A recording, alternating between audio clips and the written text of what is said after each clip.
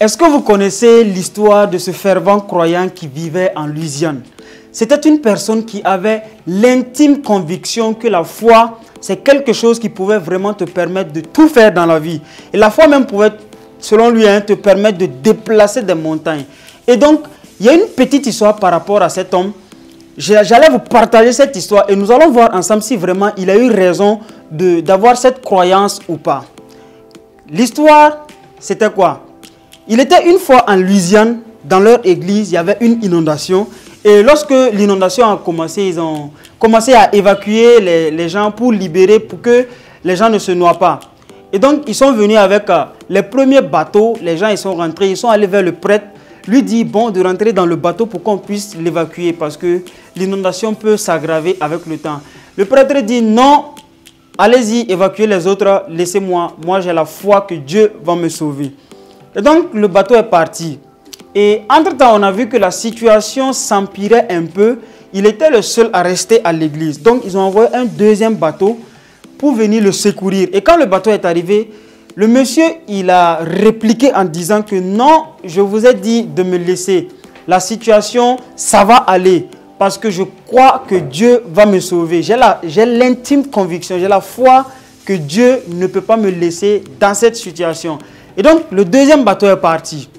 Malheureusement, l'eau ne faisait que monter et il était vraiment au bout, quoi. Ils ont envoyé maintenant un hélico. En ce moment, il a grimpé les toits de l'église et il s'est arrêté sur les toits. Mais l'eau ne faisait que monter. Et donc, quand l'hélico est arrivé, ils ont dit, ah, il faut que tu montes maintenant parce que la situation vraiment s'aggrave. Il dit, non, allez-y parce que je crois que Dieu va me sauver. Malheureusement, quelques instants plus tard, l'hélico est parti et le monsieur, il s'est noyé. Et quand il est arrivé au paradis, il y avait Saint-Pierre qui était là à côté.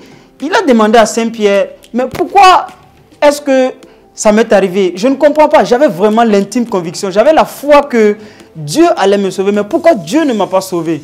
Saint-Pierre a répondu tout simplement que, espèce d'imbécile, on t'a envoyé 2 bateaux et un hélico et tu as refusé de saisir l'opportunité.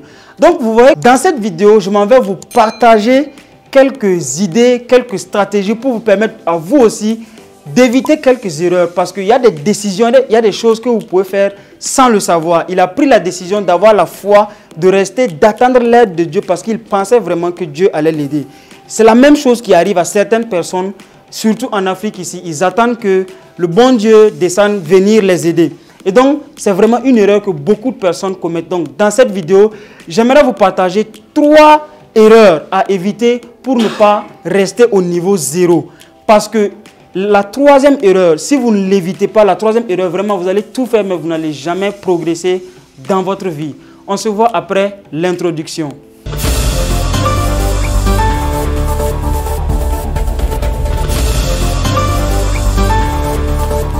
Bienvenue dans cette toute autre vidéo. Mon nom c'est Jean de Dieu Meda. Je suis planificateur de projets.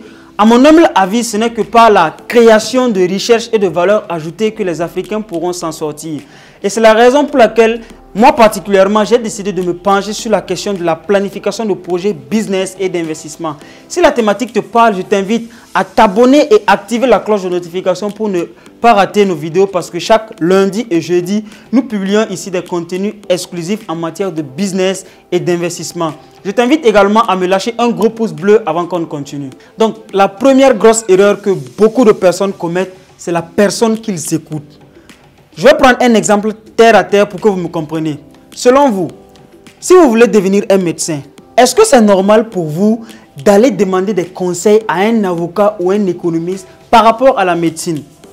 Je pense que vous allez me dire non, n'est-ce pas? Si vous voulez devenir un médecin, vous devez d'abord faire des études en médecine, ensuite lire la biographie des médecins qui ont réussi. En tout cas, si vous voulez devenir un médecin à succès, vous devez lire la biographie des médecins qui réussissent et ensuite appliquer ce que ces médecins y faisaient quand ils étaient à votre niveau. Donc, c'est ce que vous devez faire pour devenir un bon médecin. Mais malheureusement, dans la vie de plusieurs personnes, ils écoutent les mauvaises personnes. Je prends un exemple. En termes de business, beaucoup de personnes écoutent papa ou maman, la famille, les entourages, les amis ou bien les professeurs à l'université. Je ne suis pas en train de faire un débat par rapport à ça, mais je suis juste en train de vous dire que si vous voulez par exemple réussir un business, Le bon endroit pour aller demander des conseils, ce n'est pas à l'école, ce n'est pas à la maison, ce n'est pas avec les amis. Le bon endroit pour aller demander des conseils par rapport à un business, c'est avec une personne qui réussit dans son business. D'accord? Parce que malheureusement, ce qu'on vous dit à la maison, on vous dit peut-être de partir à l'école, de bosser, d'avoir des diplômes, ensuite d'aller postuler, de gagner un job et comme ça vous allez gagner votre vie. Et plusieurs personnes ont tenté cela mais n'arrivent pas à se retrouver. Et donc si vous voulez, selon moi, à mon humble avis, si vous voulez vraiment réussir en business, commencez d'abord par lire la biographie des personnes qui réussissent en business. Ces personnes-là vont vous donner des idées. Ils vont vous dire ce qu'eux, ils ont fait quand ils étaient à votre niveau. Parce qu'il y a des personnes qui n'étaient pas comme vous. Il y a des personnes, par exemple, qui naissent en tant que fils de Bill Gates ou fils de Ebomaf. Ils ne sont pas au même niveau que vous. Mais il y a des personnes qui ont commencé de zéro, qui ont commencé à partir de rien. Ces personnes-là, ils ont commencé et ils ont pu bâtir leur empire. Donc, je pense que vous devez aller écouter ces personnes. Il y a plusieurs personnes qui ont écrit des livres. Donc, lisez par exemple les livres de ces personnes pour apprendre de leurs erreurs, pour avoir des raccourcis, pour ne pas faire encore les mêmes erreurs. Et je pense que c'est comme ça, vous pouvez par exemple réussir en business. Mais si vous voulez devenir un médecin, ne partez pas prendre des renseignements avec un businessman. Allez-y voir peut-être un médecin qui a réussi dans son domaine. Demandez-lui comment il a fait. Peut-être s'il a écrit un livre. Lisez le livre, cherchez à comprendre comment il a fait. Et mimez la personne. Faites exactement ce que la personne a fait. Et comme ça, je pense que vous allez pouvoir devenir comme la personne. Donc, si vous voulez vraiment avancer dans votre vie, arrêtez de faire cette erreur-là, d'écouter les mauvaises personnes. Cherchez à comprendre les départements de votre vie, que ce soit dans votre couple, que ce soit dans votre business, que ce soit peut-être à l'école, le métier que vous voulez faire. Allez-y, cherchez des conseils avec des bonnes personnes. Parce que si vous passez le temps à écouter votre entourage malheureusement ne pourra pas vous donner les bons conseils. Donc c'était la première erreur à éviter. Donc la deuxième erreur que beaucoup de personnes commettent, c'est le manque de décision. Malheureusement, vous allez vous reconnaître dans ça. Il y a plusieurs personnes, 97% des personnes qui vivent sur cette planète manquent de décision. Ce sont des personnes qui ne sont pas capables de prendre des décisions, surtout des décisions courageuses. Il y a une citation qui dit que la décision, c'est lorsque vous êtes capable de tourner le dos à ce que vous ne voulez pas et de vous focaliser exactement sur ce que vous voulez. Mais malheureusement, moi, je connais beaucoup de personnes qui veulent devenir des entrepreneurs. Mais ils ont peur de prendre la décision de faire le premier pas. Parce que tout simplement, il y a trop de bruit autour de vous. Si vous voulez vraiment avancer dans votre vie, vous devez commencer dès maintenant à prendre des décisions courageuses et à accepter vraiment que vous allez souffrir. Parce que il n'y a pas de, selon moi, il n'y a pas de succès. Moi, j'ai lu plusieurs biographies. Les personnes, ils ont expliqué comment ils ont réussi. Moi, je ne connais pas une seule personne qui a réussi facilement. Donc, si vous pensez que ça va être facile, je vous conseille de rester dans votre zone de confort. Mais si vous voulez vous dépasser, vraiment vous voulez apprendre plus, je vous conseille dès maintenant de prendre la ferme décision de vous lancer, de faire quelque chose. Et la décision, ça a un rapport avec vraiment l'indice d'ancienneté. Il y a plusieurs personnes qui ne connaissent pas l'indice d'ancienneté. Je vais faire d'autres vidéos par rapport à l'indice d'ancienneté, vous expliquer c'est quoi l'indice d'ancienneté. Mais dans cette vidéo, je vais juste énumérer les 2 points de l'indice d'ancienneté. L'indice d'ancienneté, c'est votre volonté d'apprendre et votre volonté d'accepter le changement. La décision, c'est la volonté d'apprendre. Si par exemple vous voulez devenir un businessman, vous devez vous décider dès maintenant que vous allez apprendre les biographies de toutes les personnes que vous allez croiser, qui ont réussi en business. Ça, c'est la décision. Vous devez vous décider d'aller à des événements des businessmen. Vous devez vous décider de lancer des business, même si vous allez échouer. Ça, c'est la décision. Mais ça ne se limite pas à la décision. Ça ne se limite pas à apprendre.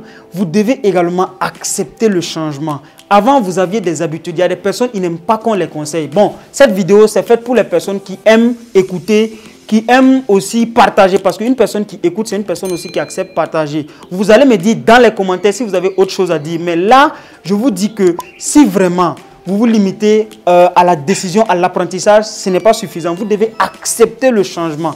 Acceptez que ça va être dur. Si par exemple, vous décidez de devenir un businessman, il y a des habitudes que vous devez arrêter. Partir dans les grains de thé pour discuter tout le temps, perdre du temps dans des causeries inutiles, dans des débats inutiles, vous devez arrêter ça et vous concentrer à 100%, je dirais même à 110% sur votre business. Donc, ça c'est la deuxième grande erreur que plusieurs personnes font.